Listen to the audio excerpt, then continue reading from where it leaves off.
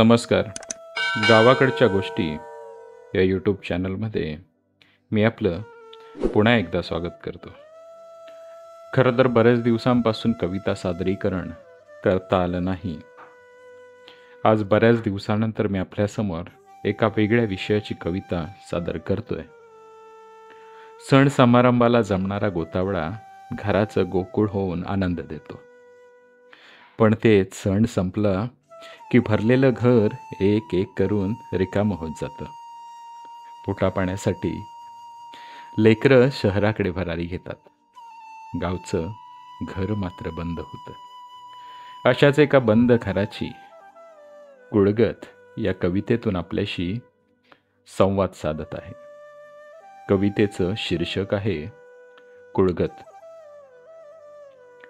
सायंकाळ झाली की वाट पाहत बसून असतो. सायंकाळ झाली की वाट पाहत बसून असतो उंबरठ्याच्या पुढच्या पायरीवर. काळोखाचे पडदे सरकू लागले की काळजात धस्स होत जातं प्रत्येक रात्री.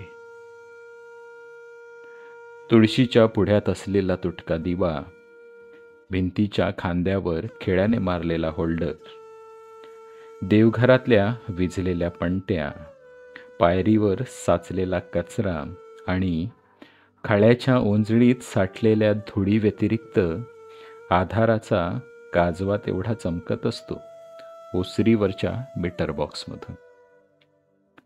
तुळशीच्या पुढ्यात असलेला तुटका दिवा, भिंतीच्या खांद्यावर खिळ्याने मारलेला होल्डर, देवघरातल्या विझलेल्या पणत्या, पायरीवर साचलेला कचरा आणि खळ्याच्या ओंजळीत साठलेल्या धुळी व्यतिरिक्त आधाराचा काजवा तेवढा चमकत असतो ओसरीवरच्या मीटर बॉक्समधून.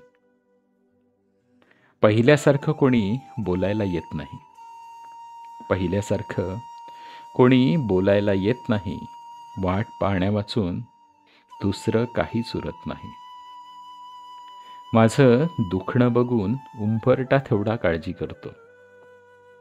माझं दुखणं बघून उंबरठा तेवढा काळजी करतो. डोक्यावरून हात फिरवत तेवढ्यापुरता का होईना आधार देतो. चुलीवर भांड्यांचा, हंड्यावर तांब्याचा, चुलीवर भांड्यांचा, हंड्यावर तांब्याचा, खुळखुळणारे कांकण आणि पाट्यावर वंट्याचा कसलाच आवाज नसतो इथे. गोठ्यामध्ये गाय नाही, दुधावर साय नाही. सडलेल्या अवजारांकडे तर बघायचीही सोय नाही. अंधाराच्या कुशीतच निमूटपणे निजून जातो. अंधाराच्या कुशीतच निमूटपणे निजून जातो. समजावत असतो स्वतःला उद्या कोणीतरी येईल म्हणून. विजलेल्या पणतीचा, फुटलेल्या चुलीचा निस्तेज चेहरा कोरडे आवंढे गिळत असतो दिवसागणिक.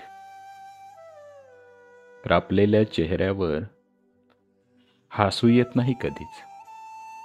रापलेल्या चेहऱ्यावर हसू येत नाही कधीच. साचत जाते धूळ रिकाम्या जागेवर. आणि मी मात्र जमेल तसं राखत बसतो. आणि मी मात्र जमेल तसं राखत बसतो माझ्या पूर्वजांचं घर, या घराची कुळगत म्हणून. धन्यवाद.